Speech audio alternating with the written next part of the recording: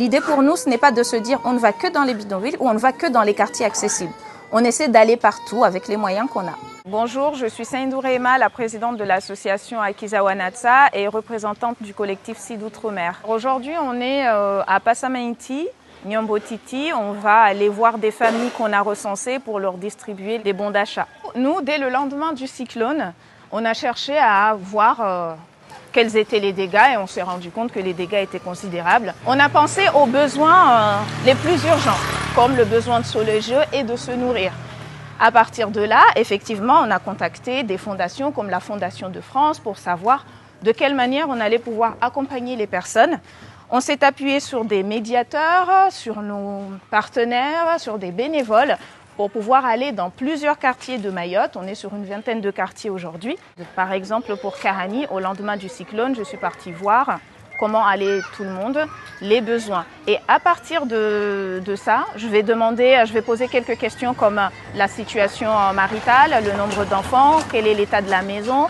Et à partir des réponses que je vais avoir, je vais prioriser parce que n'ayant pas assez de bons, je ne peux pas en donner à tout le monde. Je suis obligée de faire des priorités. On va prioriser les femmes seules avec des enfants, les familles nombreuses, monoparentales, les familles où on a des personnes âgées ou des personnes en situation de handicap. L'idée, c'est d'accompagner plusieurs fois ces familles, répondre à un des besoins qu'ils ont, le besoin de se nourrir, qui est un besoin nécessaire et vital.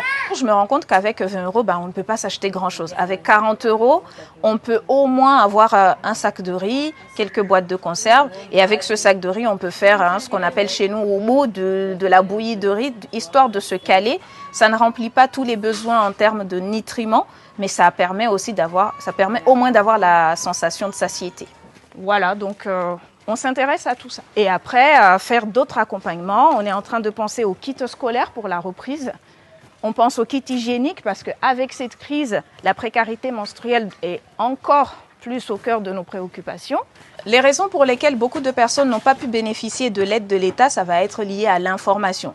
Quand on pose la question comment ça se fait que vous n'ayez pas reçu l'aide, c'est que l'aide de l'État, par exemple, à Passamainti, quand ils vont la distribuer au niveau du parking Kadema, le temps que l'information remonte jusqu'ici du bouche à oreille, eh bien les gens, quand ils redescendent vers le parking Kadema, soit l'aide est déjà terminée, soit il y a une file d'attente très très longue et dans cette file d'attente, tout le monde n'aura pas son colis alimentaire. Donc, le point central sur lequel il faut aussi s'interroger, c'est l'information. S'il y a une aide, des affiches, des jours de distribution, il faut aller jusqu'au dernier mètre des quartiers pour informer les personnes ou s'appuyer sur les relais, les médiateurs relais, les bénévoles, comme nous on le fait.